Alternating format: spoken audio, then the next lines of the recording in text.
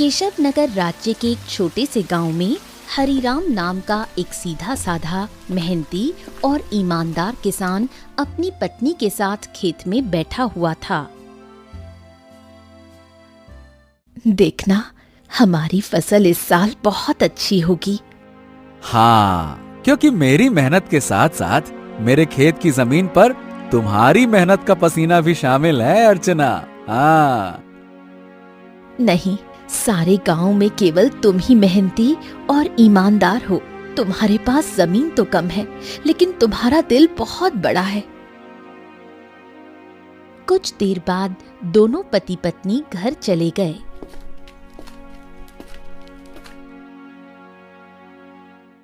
मैं तुम्हें एक बात बताना तो भूल ही गई, घर में लकड़ियां खत्म हो गई हैं।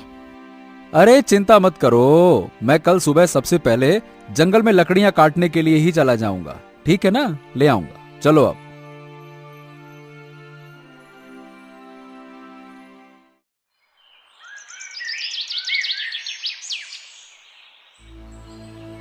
अगली सुबह हरिराम लकड़ियां काटने के लिए जंगल चला गया।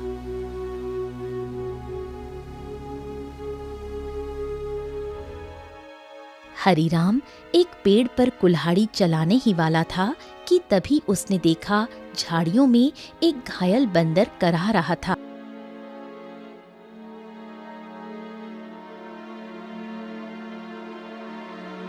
हे भगवान, बाप रे, इस बंदर को तो लगता है किसी ने बुरी तरह से घायल कर दिया है। जरूर किसी जंगली जानवर ने इसके ऊपर हमला किया होगा। बताओ भला, बेचारे का हाथ खून से भरा हुआ है। ओहो हो।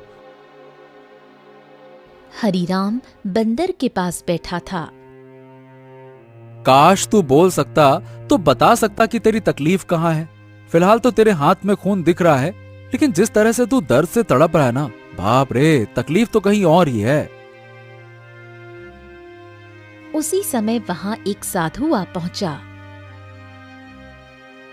कौन हो तुम और बंदर से क्या बातें कर रहे हो? प्रणाम साधु महाराज, मैं तो बस लकड़ियां काटने के लिए जंगल में आया था। इस घायल बंदर को देखा तो इसके ऊपर तरस आ गया। लगता है किसी जंगली जानवर ने हमला किया है इसके ऊपर। देखिए ना, इसके हाथ से खून बह रहा है, लेकिन जिस तरह ये दर्द से तड़प रहा है, मुझे तो लगता है कि इसे कहीं और ही तकलीफ है। बहुत कम इंसान होते हैं जिनके मन में जानवरों के प्रति इंसानियत होती है। रुको रुको रुको। ओम। इतना बोलकर साधु मंत्र पढ़ने लगा। अचानक रंग बिरंगी किरणों से बंदर का जख्म सही हो गया। हाँ, अब ये बंदर तुम्हें बता सकता है कि इसकी तकलीफ कहाँ है। इतना बोलकर साधु वहां से चला गया। बंदर उठकर खड़ा हो गया। मेरे कंधे में बहुत दर्द हो रहा था। हाँ, अब अच्छा लग रहा है। एक शेर ने मुझ पर हमला किया। मैं बचने के लिए दूसरे पेड़ में कूदा। शेर का पंजा मेरे हाथ में लगा और मेरा हाथ घायल हो गया। मैं पेड़ ही नहीं पकड़ पाया और मैं जैसे ही नीचे गिरा, बाप रे बाप, मेरे कंधे में बहुत चोट लग गई थी। अरे, तुम तो बिल्कुल मनुष्य की आवाज में बात कर रहे हो। ये कैसे संभव हुआ? जब साधु ने मंत्र पढ़ा ना, तब मुझे ऐसा लगा कि मेरे अंदर बात करने की शक्ति आ गई है। मैंने बोला और मेरी आवाज तुम तक पहुंच गई। लगता है ये चमत्कार साधु बाबा ने किया है। हाँ।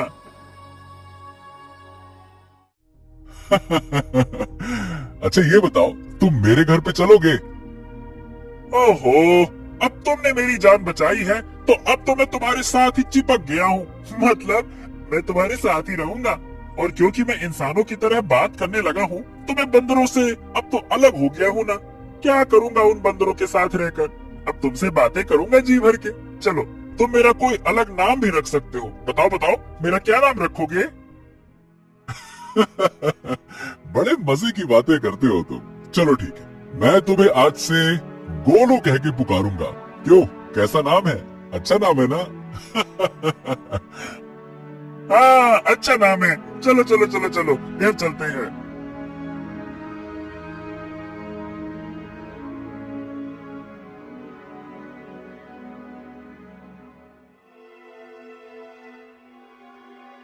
अरे, ये जंगल से तुम बंदर को क्यों पकड़ लाए? हरीराम पूरी घटना अर्चना को बताने लगा। क्या क्या वास्तव में बंदर बात कर सकता है? अरे तुम स्वयं पूछ लो। क्या नाम है तुम्हारा?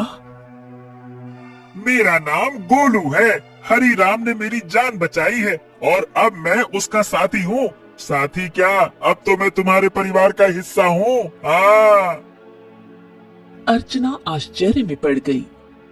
समय बीतने लगा। गोलू की मौजूदगी घर में नई जान ले आई थी। धीरे धीरे गोलू अर्चना के काम में हाथ बटाने लगा। गोलू अब हरीराम का सच्चा साथी बन चुका था। एक दिन गोलू हरीराम से बोला, हरीराम, अब मैं भी तुम्हारे साथ खेत में चलूंगा। क्या करूंगा घर में बैठे बैठे, मुझे भी चलना है। अरे गोलू, खेत का काम आसान नहीं होता, बहुत मेहनत लगती है। क्या करोगे तुम वहाँ पे? अरे क्या करूंगा क्या, मैं भी तुम्हारे साथ मेहनत करूंगा। और क्या क्या मुझे कम मेहनती समझा है क्या? बस डर ये है कि गांव वालों ने तुम्हें बोलते हुए देख लिया ना, तो वो न जाने क्या समझेंगे। अरे पर जब मैंने तुमसे पहली बार बात की थी तो क्या तुम डरे थे क्या, बताओ? देखो गोलू, मैं दुनिया को जानता हूँ। हर कोई मेरे जैसा नहीं होता है जो तुम्हें समझ सके। ओहो, मुझे दुनिया से क्या है लेना देना, मुझे तो तुम्हारे संग है रहना। मेरा मतलब ये है कि मुझे बस तुमसे मतलब है, क्योंकि मैं तुम्हारा साथी हूँ। हरीराम मुस्कुराया और अगले दिन गोलू को साथ लेकर खेत चला गया। कुछ ही दिनों में गोलू ने खेती की हर बात सीख ली। अब वो हरीराम का सच्चा मददगार बन गया था।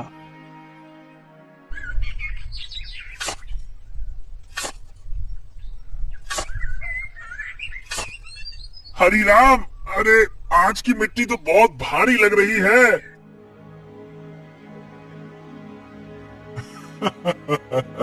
गोलू, अब तो तू पक्का किसान बन गया है।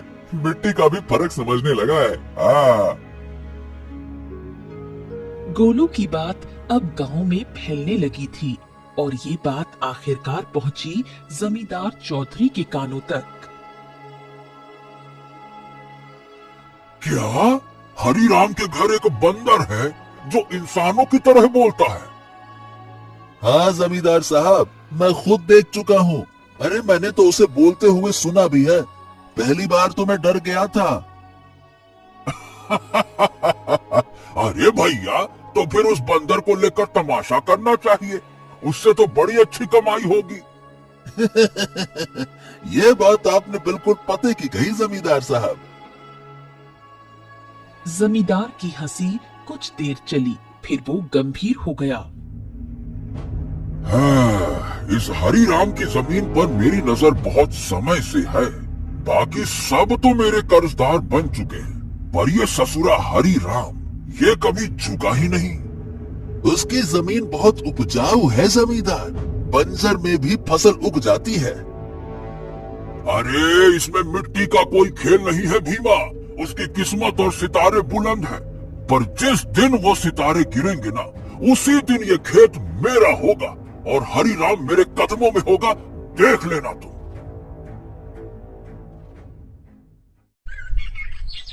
समय ऐसे ही बीतने लगा।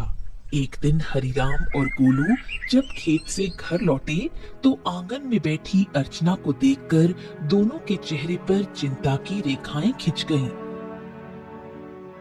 अरे अर्चना, क्या हुआ? ये कैसी खांसी है?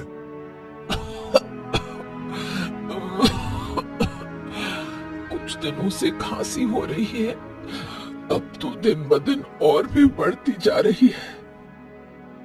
हरीराम, इसे नजरअंदाज मत करो, किसी अच्छे वैद्य को तुरंत बुलाना चाहिए। हरीराम ने देर न करते हुए गांव के एक अनुभवी वैद्य को बुला लिया। वैद्य ने अर्चना को ध्यान से देखा। हरीराम, देखो, इन्हें एक विचित्र बीमारी हो गई है। अगर समय पर इलाज न मिला तो ये जानलेवा हो सकती है। हाँ, नहीं नहीं नहीं नहीं वैद्य जी, आप तो इलाज शुरू कीजिए, मैं कोई कसर नहीं छोड़ूंगा।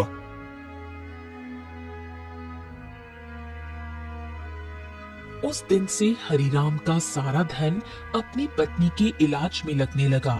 हफ्तों बीतते गए और एक दिन ऐसा आया जब उसकी सारी जमा पूंजी खत्म हो गई। उस दिन हरिराम घर पर अकेला बैठा था।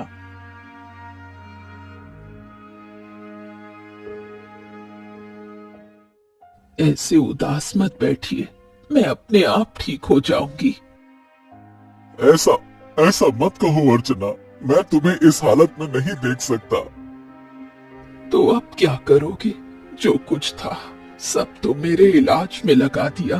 अब तो बीज खरीदने तक के पैसे नहीं बचे। हरिराम सिर झुकाए बैठा था। तभी गोलू तेजी से दौड़ता हुआ आया। हरिराम, हिम्मत मत हारो, तुम्हारे दो भाई इस गांव में रहते हैं और तुमसे ज्यादा धनी भी हैं, उनसे मदद क्यों नहीं मांगते हो, हैं? हरिराम को ये बात ठीक लगी। उसी शाम वो गोलू को साथ लेकर अपने बड़े भाई केशव के घर गया। ओहो हरिराम, क्यों भाई, आज हमारे घर का रास्ता कैसे भूल गए, हैं? भैया, अर्चना की बीमारी के बारे में तो अब गांव में सब जानते हैं। मैंने जो कुछ कमाया सब इलाज में लग गया। अब कुछ धन की जरूरत है भैया। तुम तो जानते हो मेरी फसल इस बार खराब हुई है। अब खुद मुझे उधारी लेना पड़ रहा है, तो मैं तुम्हें कहां से दूं? हरिराम कुछ नहीं बोला, सिर झुकाकर बाहर निकल आया। अरे वो झूठ बोल रहा था हरिराम, मैंने उसके चेहरे को देखा है, वो देना ही नहीं चाहता था। हाँ जानता हूँ रे गोलू, पर चलो एक और भाई है, उनसे मिलते हैं, चलो। अब दोनों बिरजू के घर पहुंचे। बिरजू ने दरवाजा खोला और हरिराम को देखकर चौंक गया। ओ हरिराम, आज भाई की याद कैसे आ गई? भैया भैया, मेरी पत्नी अर्चना बहुत बीमार है, थोड़ा सा धन चाहिए इलाज के लिए। क्या? अरे बंटवारे में वैसे भी तुझे ज्यादा जमीन मिल गई थी, उसे बेच नहीं देता? मेरे पास धन का पेड़ लगा है क्या जो मांगने चला आया? झूठ मत बोलो भैया, सच तो यह है कि तुमने और केशव भैया ने मेरे हिस्से की जमीन भी दबा ली थी।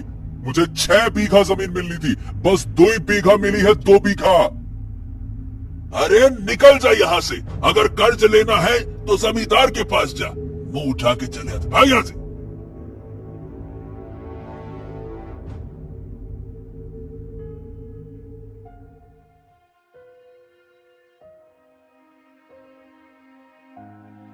कैसे भाई है तुम्हारे हरिराम, एक भी मदद को तैयार ही नहीं है। हाँ, इस दुनिया में इंसान ऐसे ही होते हैं, मतलबी, अपना पराया कुछ नहीं देखते। तो अब क्या करोगे? क्या जमींदार के पास जाओगे? हाँ, मजबूरी है गोलू, मैं नहीं जाना चाहता था, इसीलिए तुम्हारे कहने पे भाइयों के पास गया। अब तुम ही बताओ, मेरे पास और क्या रास्ता बचा है, बताओ।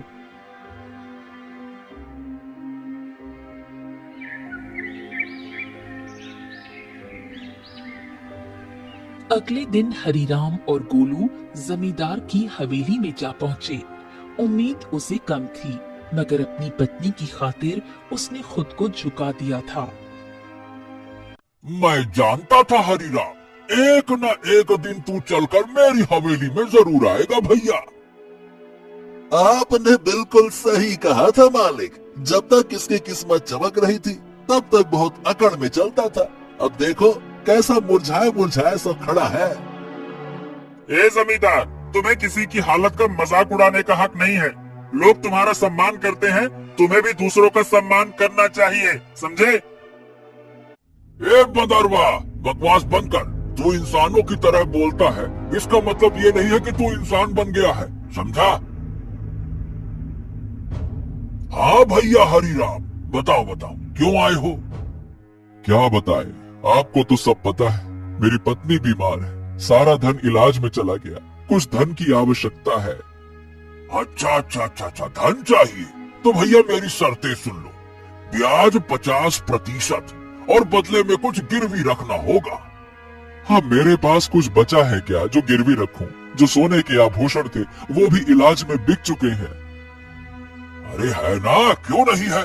तेरे पास 2 बीघा जमीन है, भैया उसे गिरवी रखो। वक्त पर कर्ज चुकाएगा तो जमीन तेरी वरना मेरी, सीधा हिसाब। बोलो भैया। हरीराम सोच में पड़ गया। उसे अपनी पत्नी का जीवन बचाना था, मगर कीमत बहुत बड़ी थी। अरे ये तो सरासर अन्याय है। तुम किसी की मजबूरी का फायदा उठा रहे हो। ऐसे तो हरिराम कभी कर्ज ही नहीं चुका पाएगा। ए हरिराम, पहले तो तू इस अपने पालतू बोलने वाले बंदर को ले जा यहाँ से, नहीं तो मेरा मन बदल गया तो हो गया तेरा काम। जब से आया है पटार पटार पटार पटार। चुप कर। हरिराम चलो मेरे साथ, ये कर्ज मत लो, चलो। गोलू, मेरे पास अब और कोई चारा नहीं है। अरे तुम बस चलो तो, मैं तुम्हारी मदद करूंगा ना। हाँ चलो मेरे साथ। हरीराम गोलू के साथ चला गया। हवेली के भीतर जमींदार और भीमा गुस्से से खौल रहे थे। ए मालिक, हरिराम तो हाथ से निकल गया। अरे चिंता मत कर बेटा, मजबूरी उसे फिर लौट आएगी। कितना दूर जाएगा वो?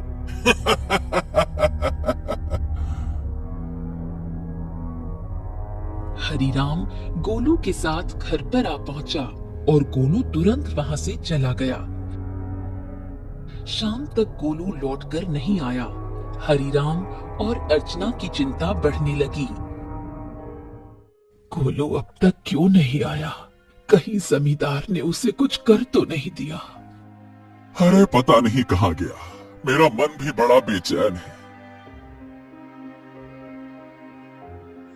रात बीत गई।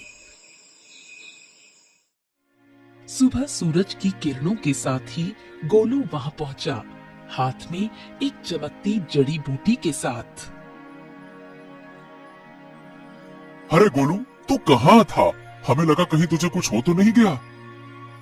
अरे मैं जंगल गया था उन साधु महाराज को ढूंढने जिनसे मुझे बोलने की शक्ति मिली थी।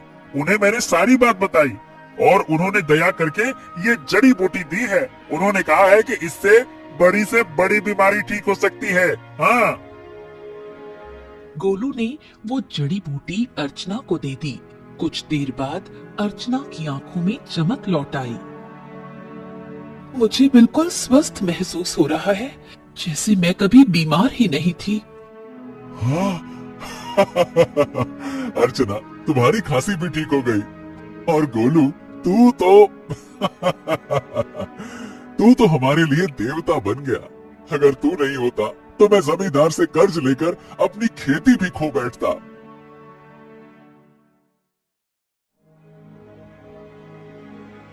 हाँ, अब मेरी पत्नी तो ठीक है, लेकिन खेत में बीज डालने के पैसे तक नहीं बचे। मैं जानता था कि अर्चना के ठीक होने के बाद तुम्हें बीज की जरूरत पड़ेगी, इसीलिए मैं साधु महाराज से बीज भी लेकर आया हूँ। हाँ, ये देखो। क्या बीज? हाँ, उन्होंने ये चमत्कारी बीज दिए हैं। अब देखो, अगर तुम इन्हें अपने खेत में बो दोगे तो ऐसी फसल उगेगी जो पूरे राज्य में किसी ने नहीं उगाई होगी, और सबसे पहले तुम्हारी फसल ही तैयार होगी। हाँ, मजा आ गया ना? इतनी जल्दी? हाँ, लेकिन एक शर्त भी दी है साधु महाराज ने। जब तुम्हारा समय अच्छा हो जाए तब तुम उन लोगों की मदद करना जो जमींदार के कर्ज में दबे हुए हैं। अरे मित्र गोलू, गोलू गोलू गोलू, तू मेरा सच्चा साथी निकला। हम दोनों मिलकर अच्छे से खेत में फसल बोएंगे। चल मेरे भाई।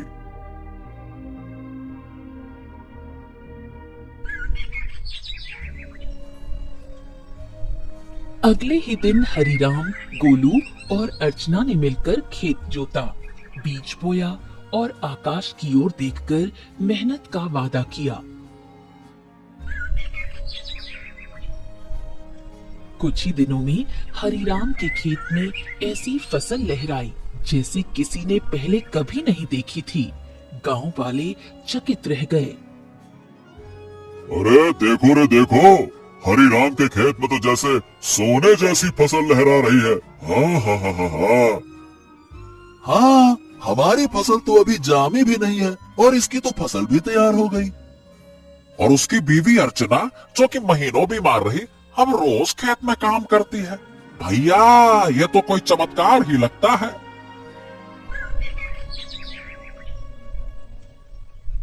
कुछ दिनों बाद हरिराम की किस्मत बदल गई।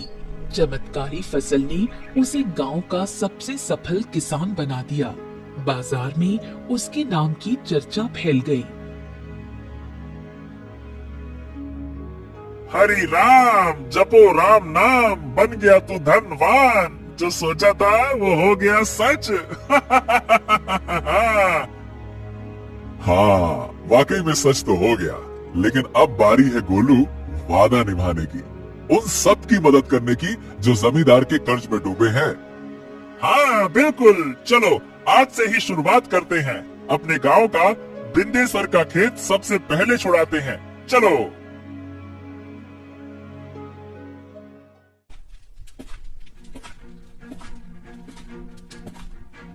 हरिराम और गोलू ने अपना मुनाफा इकट्ठा किया और एक एक कर गांव वालों का कर्ज चुकाने लगे। बिंदेसर, भोलू, रज्जो सभी ने अपनी जमीन वापस पा ली। हरिराम भैया, आज आपने हमें नया जीवन दे दिया। सही बताओ, बिल्कुल, बहुत बहुत धन्यवाद। गांव में खुशी लौटने लगी, लेकिन जमींदार के चेहरे पर उदासी छा गई। ये सब देखकर जमींदार गुस्से से अपने साथी भीमा से बोला। हे भीमा, तू देख रहा है ना कि क्या हो रहा है? हाँ मालिक, हरिराम ने सबके कर्जे चुकाने शुरू कर दिए हैं। अगर यही चलता रहा तो एक दिन तो मेरी जमींदारी ही खत्म हो जाएगी और मेरा दबदबा भी खत्म हो जाएगा। आप तो आदेश दीजिए मालिक की करना क्या है। अब बहुत हो गया भीमा, अगर ये हरिराम ऐसे ही सबकी जमीन छुड़वाता रहा तो मेरा क्या बचेगा? मेरा दबदबा, मेरी हवेली है? अरे मालिक, आप तो बस आदेश कीजिए, कल ही उसका काम तमाम कर दूंगा। सब खेत में काम करते हैं, वही खत्म कर दूंगा। कहिए। खून जमीन पर गिरे ऐसा मारना साले को, ताकि सबके दिल में डर उतर जाए। जा, हरिराम को मिटा दे, जा।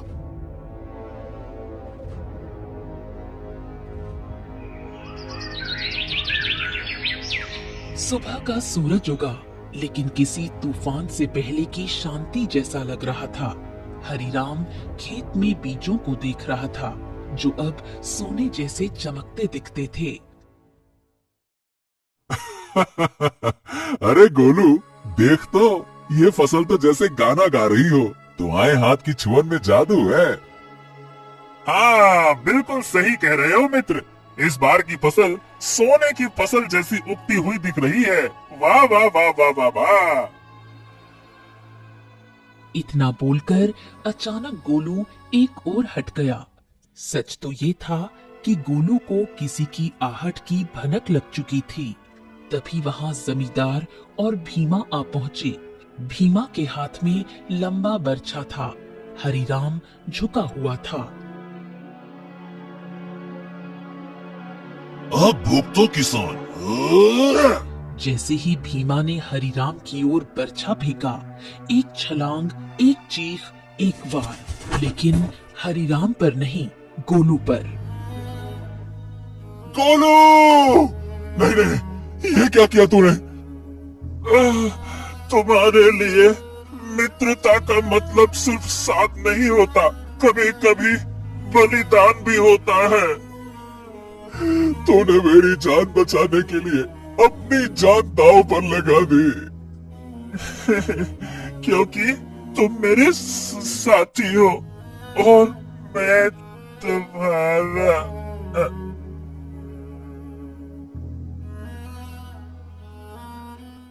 जमींदार और भीमा अविश्वास भरी नजरों से घायल गोलू को देखने लगी। भीमा जमींदार की ओर देखकर बोला, अरे ये क्या जमींदार, इस मूर्ख बंदर ने तो हरिराम के ऊपर लगने वाला वार अपने ऊपर ले लिया। हाँ तुमने सही कहा, लेकिन मैं फिर भी हरिराम को जीवित नहीं छोड़ूंगा। इतना बोलकर जमींदार गोलू की ओर देखकर क्रोधित अवस्था में बोला, अरे तू मूर्ख का मूर्ख बंदर ही रहा। अरे तू इंसानों की तरह बोल सकता था और इंसानों की तरह रहने लगा था, लेकिन तू इंसानों की तरह चतुराई नहीं सीख सका। तुझे क्या जरूरत थी अपने ऊपर वार लेने की? क्या आवश्यकता थी बलिदान देने की? मूर्ख बंदर कहीं का, तूने मेरे सारे किए कराए पर पानी फेर दिया। लेकिन तुझे क्या लगता है कि मैं हरिराम को जीवित छोड़ दूंगा? नहीं, मैं हरिराम को जीवित बिल्कुल नहीं छोड़ूंगा, क्योंकि उसकी वजह से ही मेरा गांव में दबदबा समाप्त हुआ है। तेरा ये बलिदान बेकार जाएगा रे मूर्ख बंदर, रुक जा। गोलू के होठों पर एक हल्की मुस्कान अब भी जिंदा थी। गोलू ने अपने मित्र हरिराम को मुस्कुराते हुए देखते हुए ही दम तोड़ दिया। तभी वहां वही साधु प्रकट हो गया जिसने गोलू को बोलने की शक्ति दी थी और जिसने गोलू को हरिराम की पत्नी को बीमारी से बचाने के लिए जड़ी बूटी और जादुई बीज दिए थे। साधु क्रोधित अवस्था में जमींदार और भीमा की तरफ देखकर बोला, जिसने निर्दोष की जान ली, उसका पाप अब उससे बदला मांगेगा। जमींदार और भीमा, तुम दोनों ने बहुत बड़ा पाप किया है। तुम्हें इस संसार में खुलेआम रहने का कोई अधिकार नहीं है। तुम दोनों समाज के लिए खतरा हो, रुक जाओ। इतना बोलकर साधु की क्रोधित आंखों से रंग बिरंगी किरणें निकलकर भीमा और जमींदार के शरीर पर पड़ने लगी और अगले ही पल उनके शरीर में आग लग गई। कुछ ही देर में वो दोनों जलकर राख हो गए। गांव वाले इकट्ठा हो गए। साधु हरिराम की ओर देखकर बोला, हाँ, तुम्हारा और गोलू का साथ यहीं तक लिखा था हरिराम। लेकिन साधु महाराज, जमींदार के साथी भीमा ने मेरे ऊपर हमला किया था, लेकिन गोलू ने उसे अपने शरीर पर ले लिया। हाँ, क्योंकि वो तुम्हारा सच्चा साथी था। जाते जाते गोलू ने अपनी मित्रता का कर्ज चुका दिया। अपने साथी को कभी नहीं भूलना हरिराम। इतना कहकर साधु रंग बिरंगी किरणों में वहां से गायब हो गया। गांव वाले नम आंखों से गोलू के बलिदान की सराहना करने लगे। अरे ये कोई साधारण बंदर नहीं था भैया, देवता था देवता, हरिराम का सच्चा साथी। हाँ भैया, इसने अपनी जान दे दी और हम सबको बचा लिया। बहुत अच्छा बंदर था। कुछ दिनों बाद हरिराम ने नम आंखों से गोलू की याद में उसी खेत में एक पौधा लगाया जो आगे जाकर बना साथी वृक्ष। गोलू, तेरे बिना सब अधूरा लगेगा, लेकिन तू मिटा नहीं। तू हर उस फसल में है जो इस धरती से उगेगी। कभी कभी सच्चा साथी इंसान नहीं होता, वो एक जानवर हो सकता है जो बिना शर्त प्रेम करे, रक्षा करे और अगर जरूरत पड़े तो जीवन भी दे दे।